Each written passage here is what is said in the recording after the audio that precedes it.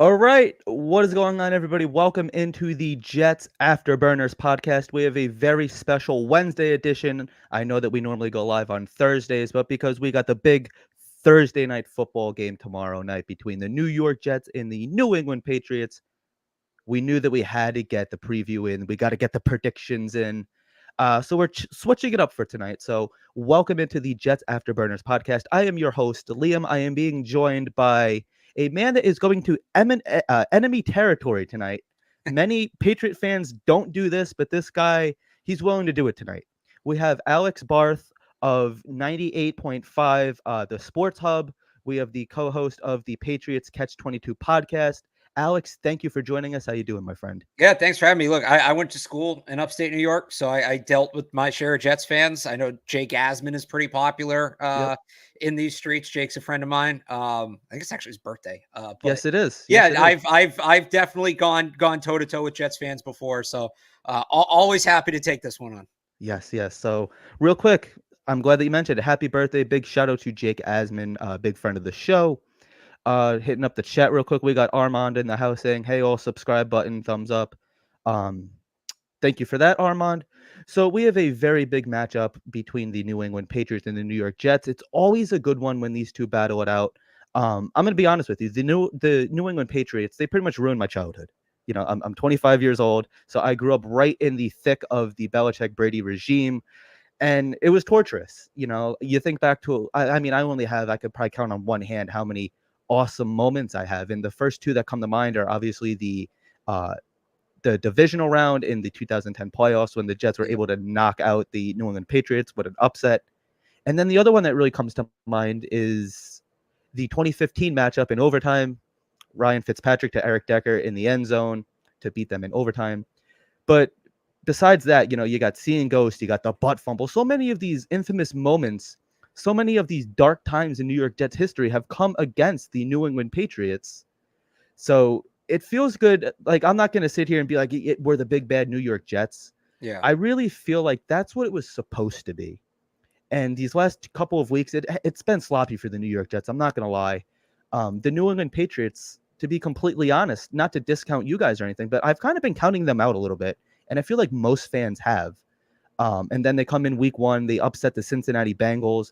They go toe-to-toe with the Seattle Seahawks, and they lose 23-20 in overtime. What have you seen from these New England Patriots under Gerard Mayo so far? Yeah, this is a really scrappy team. This is a physical, disciplined football team that is ready to punch above its weight. I think there's a good understanding that going into most games, they maybe don't have the talent advantage, but they will do the little things that kind of close the gap. And that's how they were able to beat Cincinnati. It kind of went viral here. The phrase "take them to the hill." The Patriots run 50-yard wind sprints on a hill that's part of the practice fields after each practice and training camp. And conditioning was a major point of emphasis this summer under Gerard Mayo. So, you know, late in that game against the Bengals, you start hearing "take him to the hill, take him to the hill," and they're kind of wearing them down. You know, they kind of got taken to the hill by the Seahawks a little bit in week 2, but it was that same thing where they probably should have lost that game in regulation, but just through effort plays and things like that, they were able to hang around, and they even had a lead late. So this is not you know, the last couple of years, the Patriots just look disorganized. They look disorganized. At times they look disinterested. And maybe we'll get there if things are rough. But no, right now, this is a Patriots team that has bought into the coaching staff, that is locked in on what they're trying to do, and is playing with a refreshed and renewed sense of purpose. Yeah, definitely. And then it seems like ever since Tom Brady left, it just hasn't been the same New England Patriots. You guys rocked with Cam Newton for a year or two, and then it's just kind of been like that little bit of a quarterback carousel. And I get it. As a Jets fan, we've had the journeyman quarterbacks. I mentioned Ryan Fitzpatrick, kind of was like the Cam Newton for you guys in a sense, and then you draft a couple rookies, and it doesn't necessarily work out. With Mac Yeah. Jones and Bailey Zappi. So right now, you guys are riding with Jacoby Brissett. I think the last time the Jets played against Jacoby Brissett, I believe he was with the Browns 2022, week 2 after getting pretty much shut out by the Baltimore Ravens. The New York Jets bounced back. They scored 17 points in like 30 seconds or something crazy to beat the Cleveland Browns with Jacoby Brissett 31-30. Garrett Wilson's first touchdown, Breece Hall's first touchdown. Jacoby Brissett, he's like one of those really good journeyman quarterbacks where he's like the ultimate game manager. You know, before we got Aaron Rodgers, I was kind of going, even last year, like when he went down, I was thinking we got to get one of these backup quarterbacks, whether it be, now we have Tyrod Taylor, who's with the Giants last year, or, something like a Carson Wentz or Gardner Minshew. Jacoby Brissett's always at the top of Yeah. that list. So with Drake May sitting behind Jacoby Brissett, what have you seen maybe in training camp from both of these quarterbacks that maybe people outside of the Patriots fan base aren't seeing? So I'll say with Brissett, it's just steady. It's just steady with him, and there haven't been too many plays. I mean, there's been maybe 3 or 4 through 2 weeks where you're watching him and you're thinking, what the hell is he doing? What is he trying to do? I mean, for the most part, it's been controlled quarterbacking. He's been very good in the pocket. If he's had one real major boost to his game, it's been he should have been sacked probably twice as many times as he has been this year. And it's a lot because this line is not good.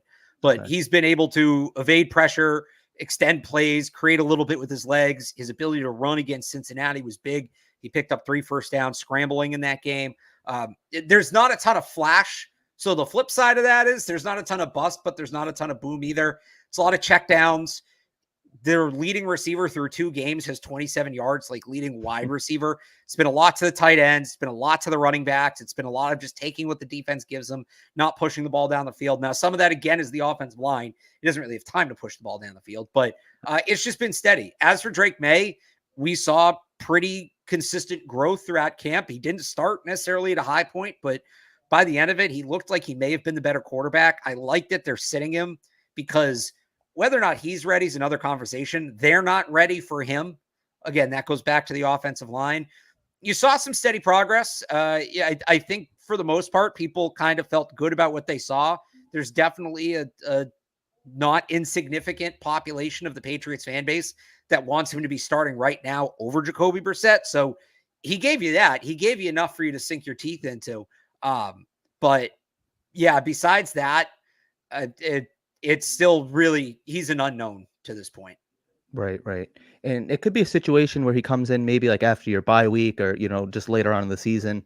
Or if your season doesn't necessarily go the way that you guys are hoping, in garbage time or something like that towards the last couple of games, might be a Right. situation where he gets thrown out there.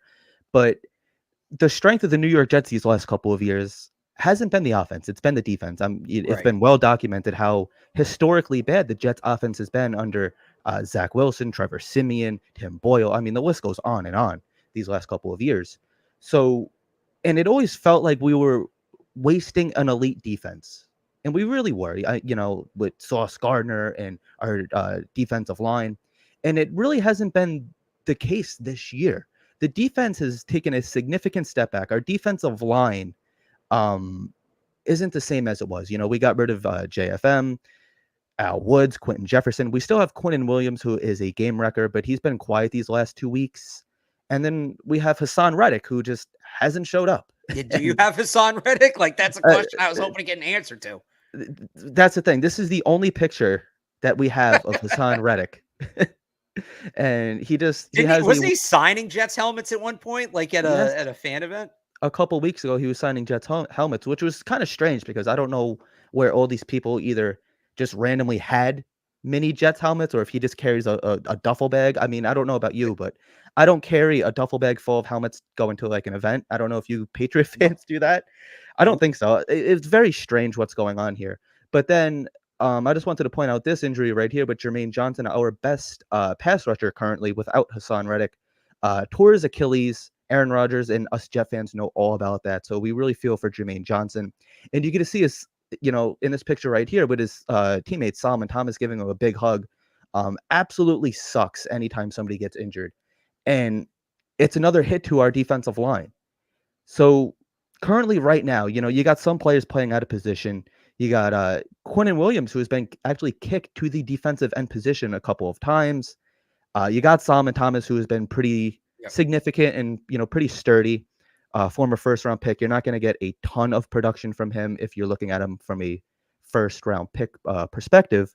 You also have Javon Kinlaw, and then we have Will McDonald, who he was taken in the first round last year.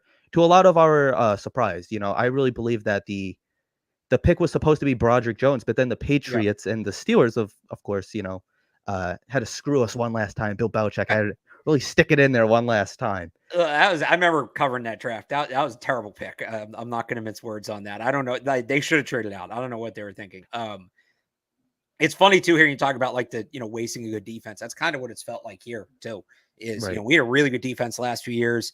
Matthew Judon, our secondaries played at a high level, all of that, and there was a stat at one point in the Mac Jones era, and I think they finally broke it with like one of their wins last year. But I don't like Mac Jones won one game in which the Patriots scored more than 24 points. Yeah. Yep. Like it was all when they were winning, it was all these super low scoring games. And so definitely some of that here too.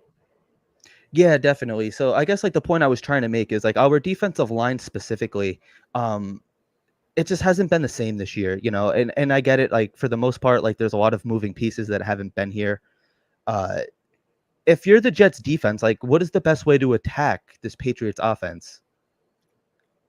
I mean, pass rush. Yeah. Pass rush. And I know you're kind of saying this about the Jets defense. And look, you've probably watched them more than I have, but I'll just say from my research, according to Next Gen Stats, Jets have the highest pressure rate in the league right now at 45.6%. That's with the 8th lowest blitz rate. So they're still getting home. They're still getting to the quarterback in the pass game. Maybe not at the rate they were, but still at a very high rate. And they're doing so without blitzing. That's against the Patriots offense this week that they lost not only their starting left tackle in Vidarian Lowe. He's going to be out for this game. He got hurt late last week with a knee injury. He's their only left tackle.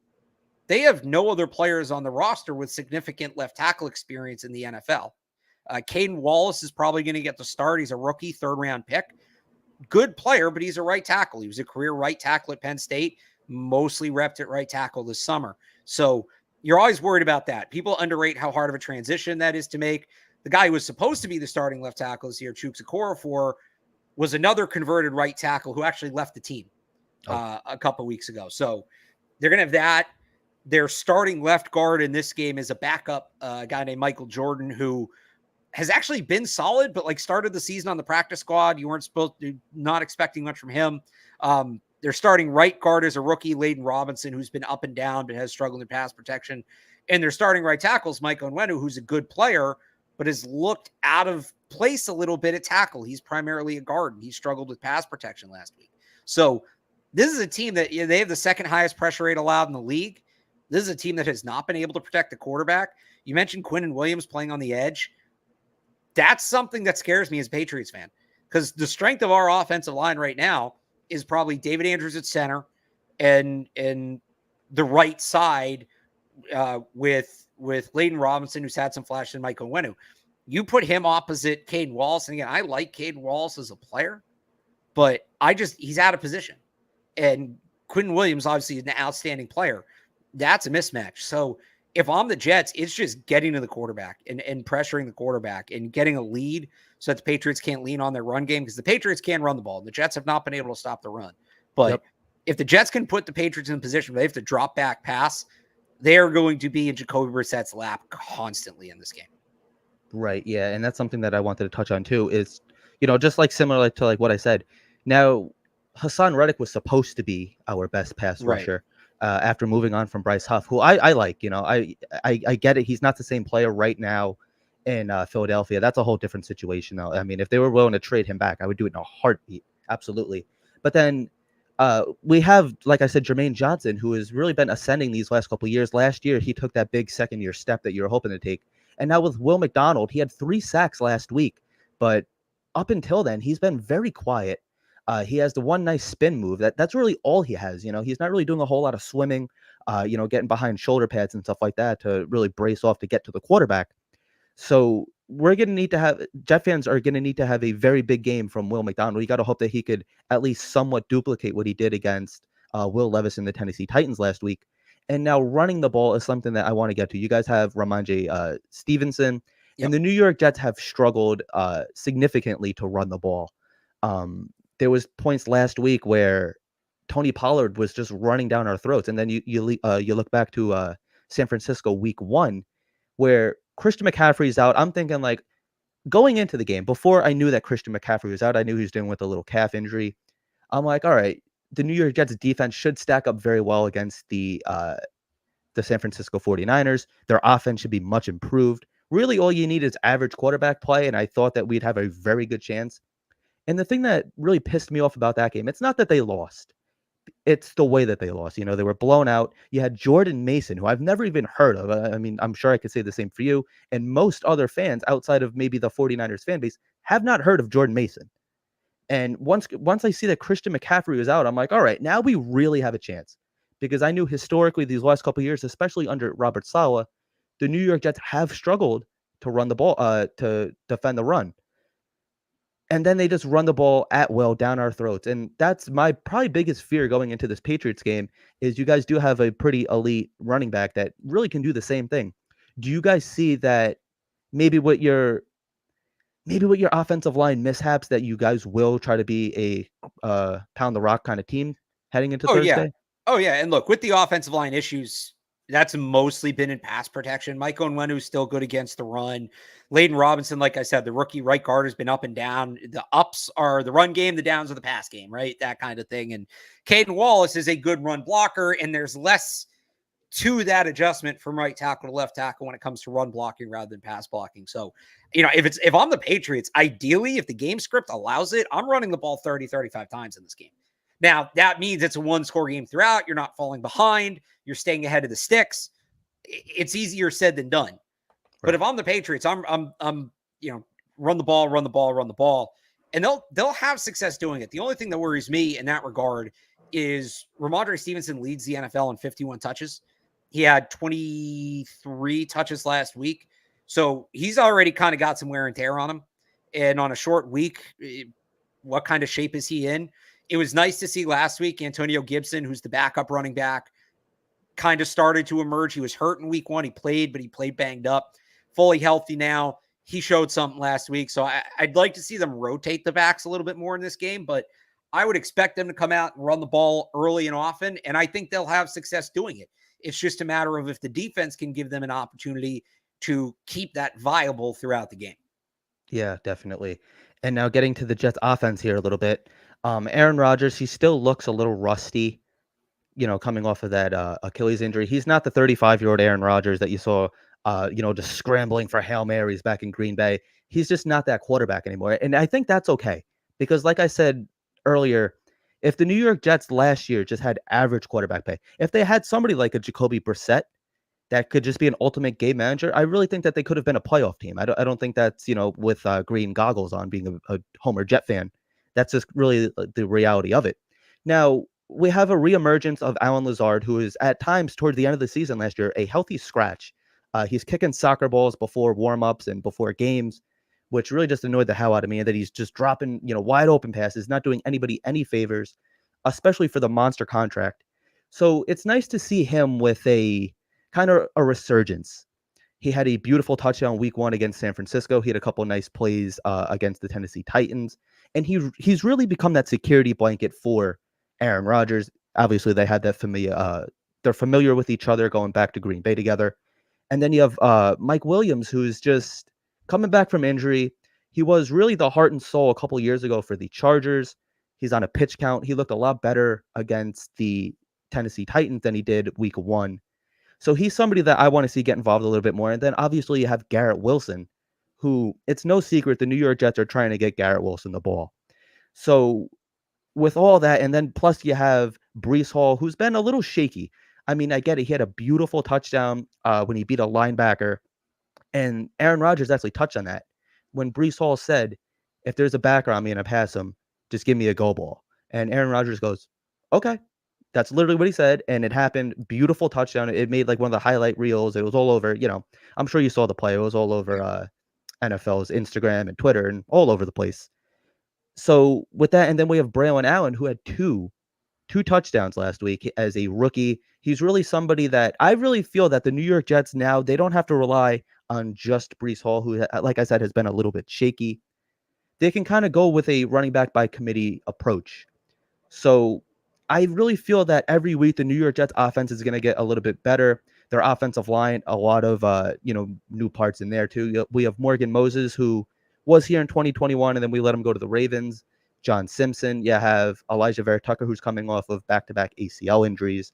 You have Tyron Smith, who hasn't played a full season since 2015, almost 10 years now.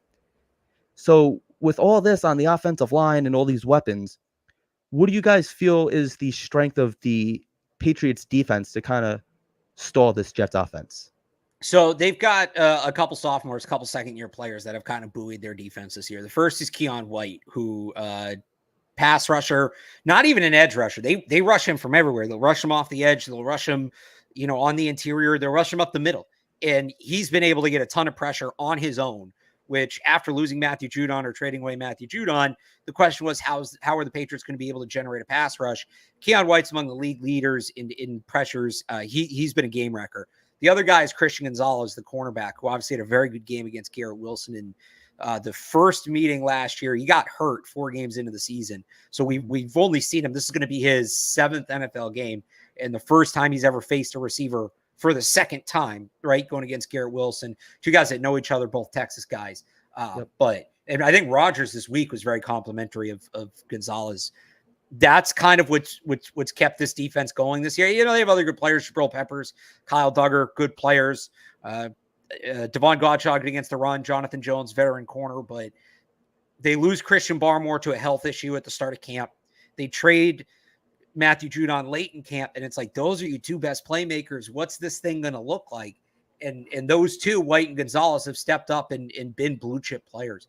So they kind of got thrown on last week. I think some of that was miscommunication rather than ability. And that's my big concern for the Patriots this week. They lost Juwan Bentley, who's a captain, wears the green dot, defensive signal caller, veteran, very smart player. He's not going to play in this game. He's probably done for the season. Wow. So what is it going to look like without him in terms of communication? They got beat a couple times that way last week, but they, I think they have an answer for Garrett Wilson and Christian Gonzalez. I think, between Alan Lazard and Mike Williams, they have guys that can hang with those receivers and in Jonathan Jones and Marcus Jones and Alex Austin, all, solid corners. I don't know that any of those are a definitive matchup win, but they're even matchups. Like the Patriots will be competitive there. And then they have Keon White, who can be a game wrecker up front. Now, what I'm interested to see is teams haven't really given Keon White much extra attention. Obviously, the first week, he was fine as a rookie, but he wasn't this. So, all right, the Bengals probably didn't think he was a guy that needed extra attention. Didn't see a ton of it from the Seahawks last week. But now you have 2 games where this guy has been a menace. And I'm waiting to see when he gets doubled, because it's not if, it's when. Mm-hmm. Are the Jets going to be that team? If they are, where does the rest of the pass rush come from? It helps and hurts the Patriots. This is a short week. It hurts because it's not a lot of time to prepare for life without Juwan Bentley. He's such an important player. His absence it's not just, okay, Juwan Bentley's out, we'll put Raekwon McMillan in. His absence pre-snap as a communicator, as a leader, impacts all 3 levels of the defense. Where it helps the Patriots is they put in some new wrinkles last week. Keon Wright really started getting going. I don't know how much time the Jets have to game plan for that. But Keon White, to me, is an X factor in this game because Rodgers has looked skittish. Yes. And I get it. Like, guy coming off a serious injury, older player, he was always very calm in the pocket. He doesn't look like himself. If Keon White can get to him and start bothering him, the Patriots turned the Bengals over in week 1. And that's a big part of the reason they won that game. They did not turn the Seahawks over last week in a game that was desperately calling for it. Aaron Rodgers famously doesn't turn the ball over. But I wonder if this version of Aaron Rodgers, if you can turn the heat up on him, will, And Keon White's going to be the guy that makes that happen if he can continue to be as effective as he has been. Yeah, and you were saying with Keon White that like he's not really putting like the league's not really on notice of him yet, and Yeah, that could really be a good thing. You know, it's flying under the radar. Maybe teams aren't right. necessarily prepared for him right away. So I really think that that could be an advantage for you guys. Now with Aaron Rodgers looking skittish in the pocket, he has. I think that he looked a little bit more comfortable week 2 than he did Monday night, and I think it was really just he could take that breath after the 5th play, and then once again, like, just getting out of San Francisco healthy with, Bosa and, like, all the pass rushers that they have over there. So, I really think that this is a situation where it's like every week he's gonna get, like, a little bit more comfortable, but, yeah, you could tell, like, he's not gonna be rushing, he's not gonna be scrambling all over, but the arm is still there. The the mind is still as sharp as ever. And a big issue with the New York Jets these last couple of weeks has really been the penalties. It's been really sloppy. And we had strangely, four delay of game penalties against the New York Jets, against the Tennessee Titans. And then they actually had to burn 2 timeouts, one in each half, because of a delay of game.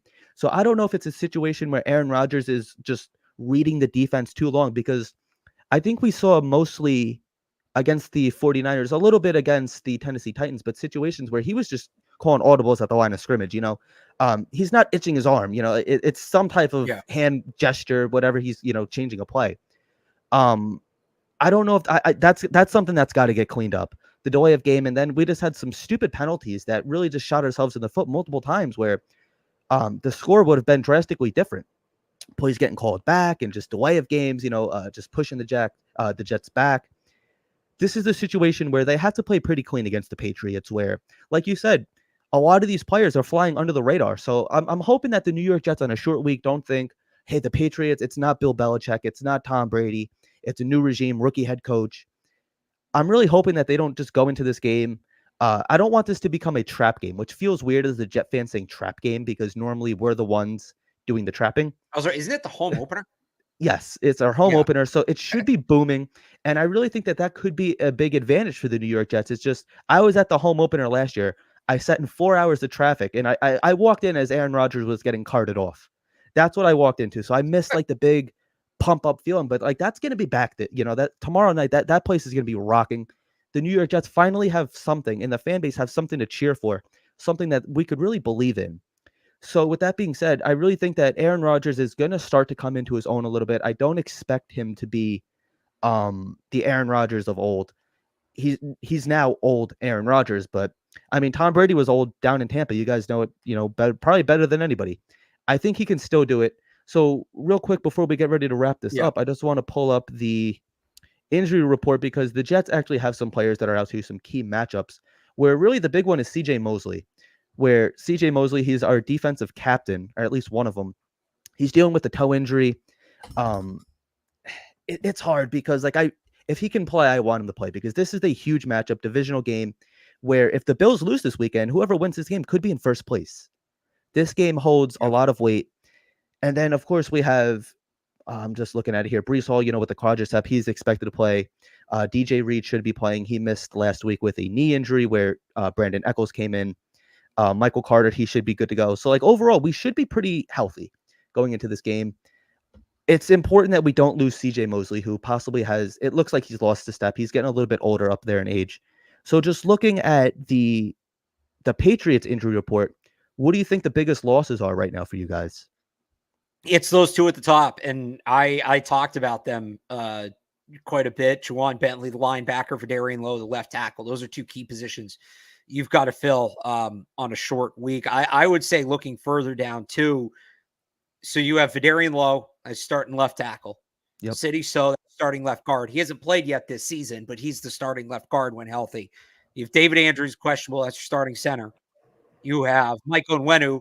That's your starting right tackle. He's questionable. You have Layden Robinson, who's your starting right guard. He's injured. He's off the injury report, but he's injured.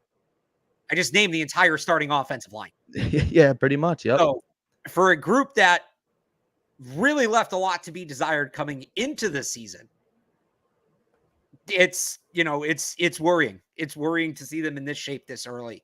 And again, if the Jets win this game, to me, and I think this is a toss-up game, but if the Jets win this game, it's going to be because that offensive line got dominated by the Jets Yeah. front. Like the Jets front, and on the flip side, if the Jets don't win this game, it probably means they didn't get a lot of pressure, and that should set off alarm bells in Jets world, because with what this front has been to start the season, if they can't generate pressure on the Patriots with the personnel they have, that would be worrying. That would be a red flag to me for them.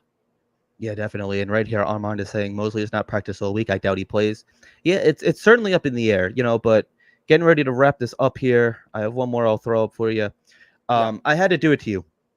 Jets Patriots is one of the most anticipated matchups for both fan bases. What is your score prediction?